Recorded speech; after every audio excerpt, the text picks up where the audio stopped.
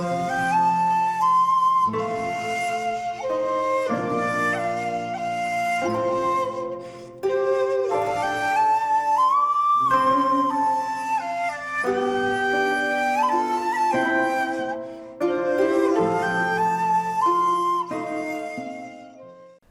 there, this is Solitary Ronan from Solitary Ronan Films, and welcome to part 3 of my Joseph Losey season.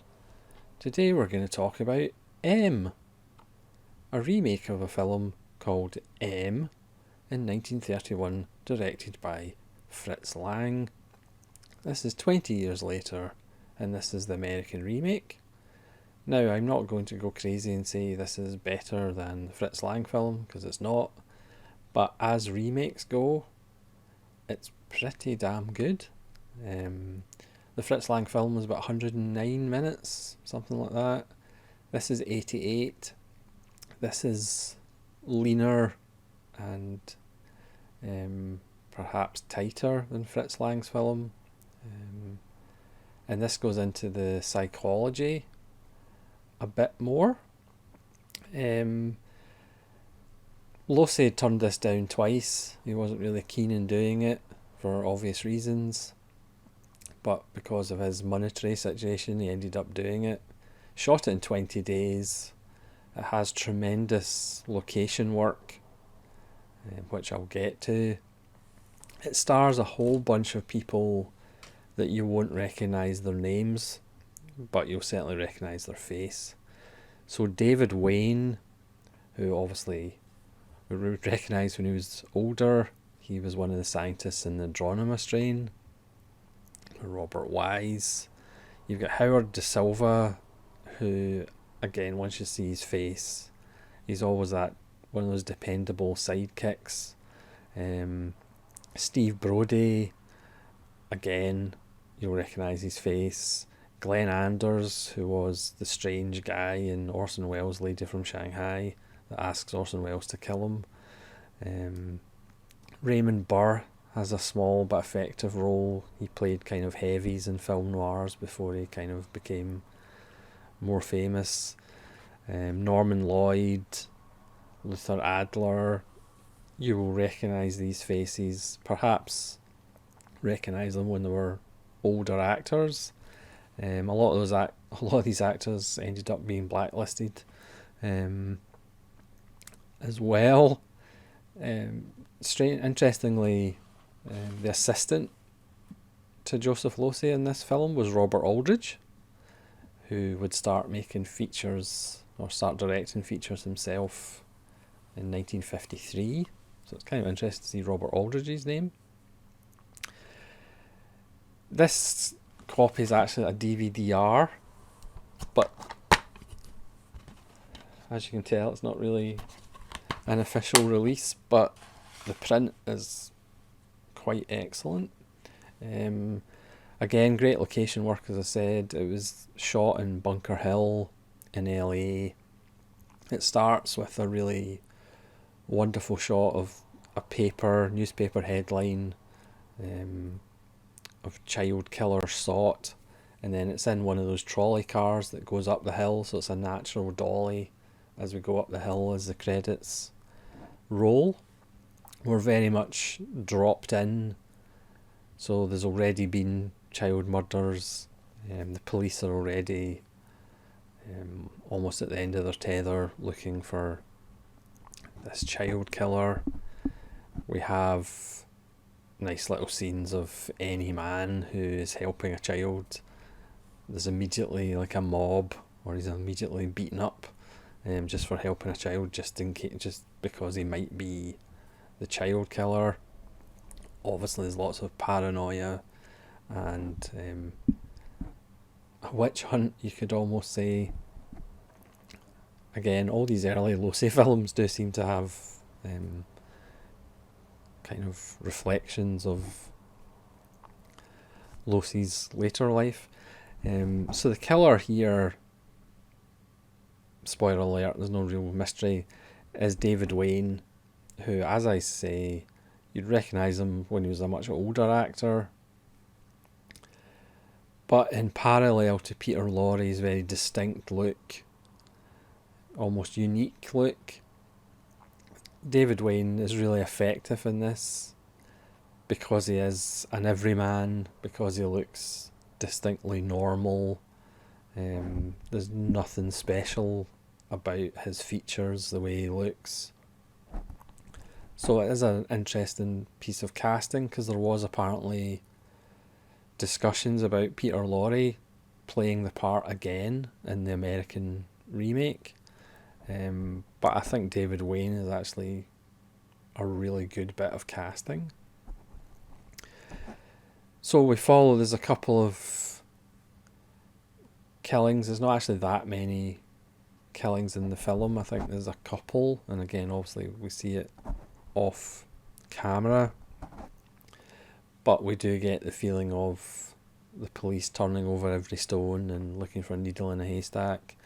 Again, where this is more about the psychology, so we get a psychiatrist in, we see people getting Rorschach tests and word association tests. But there's an interesting little detail about the shoes of the victims are missing. So it's one of the kind of earliest films that has this idea that serial killers or multiple murderers keep souvenirs, which nowadays is a kind of bog standard trope of serial killers in films. They keep souvenirs, they keep mementos so they can relive the act. Even though when we get to the classic scene at the end of the killer trying to explain himself, that reenacting might not actually be integral into this serial killer's psychopathology. So again, it's 88 minutes, so it really is tight and lean, and it's about the manhunt. Now obviously the criminal underground, as in the Fritz Lang film, they get involved in the manhunt, but this time it's really so they can get the heat off them, because there's a grand jury coming up. I don't really know what that's for, but they're almost doing this just to get the grand jury off their back. And in a nice little touch, the leader of the criminal underground underworld is called Charlie Marshall. So just like in the original, at one point an M is on the jacket of the killer, there's actually a monogrammed M on the underground boss's shirt pocket, which is a nice little touch. There's some really nice little touches in this film, along with the really impressive location shooting. There's a huge set of stairs with a massive wall to one side that's effectively used. There's one of the tunnels in LA that's used really well, and most famously the finale is in the Bradbury Hotel, which obviously would be more famous when Ridley Scott used it in Blade Runner 31 years later. But it looks absolutely stunning in this film, and it's really well done, and it looks absolutely beautiful for the finale of this film when the underworld is closing in and the killer is trapped. It's not a hotel in the film, it's more like a shopping mall almost. So they're breaking into all these shops, including one with mannequins, because you've got to have like mannequins. So there's lots of wonderful visual things in the film. There's a nice touch again when one of the underworld mobsters, disguises himself as a police officer to get the night watchman to open up.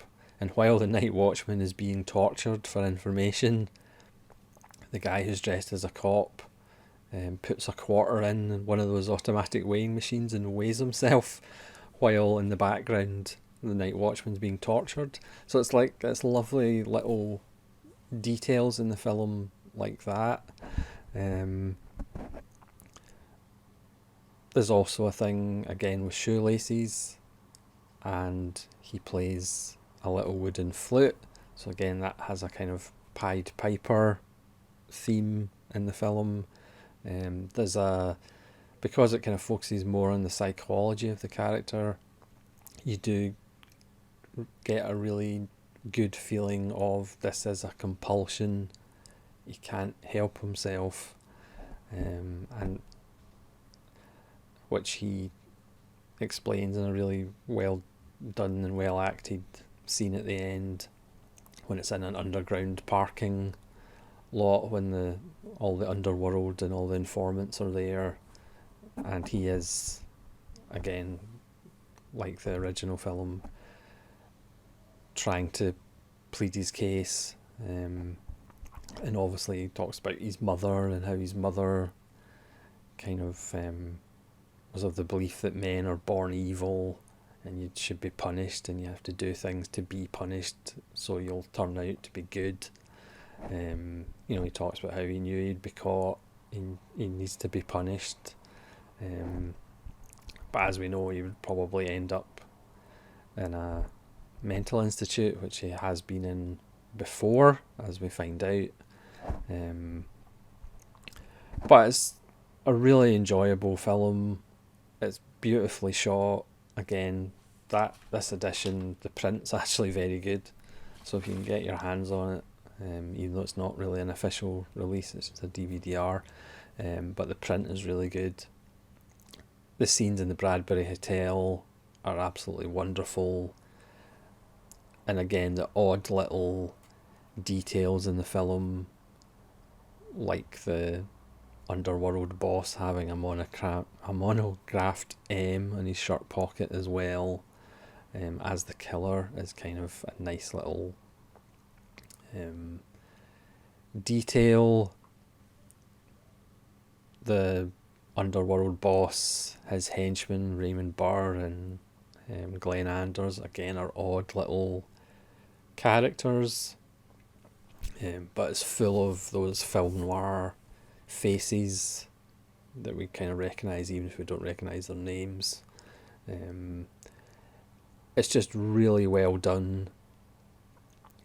Again, different to the original in some respects, but obviously the similar spine.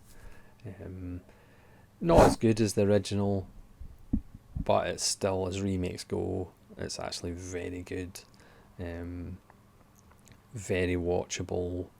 Apparently it was banned in 8 states, so it must be good. And like I say, Losey had turned it down twice, but I'm pretty glad he did it the third time, because as remakes go, it's very good and well worth a look, even if you adore the first film, or the original film. It's well worth a look as something different. So thanks very much for watching episode 3 of the Joseph Losey season M. Please let me know in the comments what you think of it, and hopefully join me again for episode 4, which is a film made in the same year, which I think was actually released 6 weeks earlier than M, but I'm doing it in this order anyway. Hopefully you'll join me for that one. So this is Solid Ronan from Solid Ronan Films, saying thanks so much for watching, and farewell.